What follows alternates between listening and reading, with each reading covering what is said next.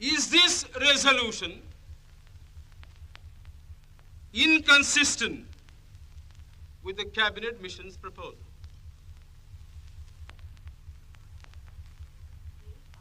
Now, sir, I think they were very important questions. And they, I think, ought to be answered. And answered categorically. I do maintain that this resolution, whether it is intended to bring about the result or not, whether it is the result of cold calculation, or whether it is a mere matter of accident, is bound to have the result of keeping the Muslim League out. And I'll substantiate what I said. Sir, I invite your attention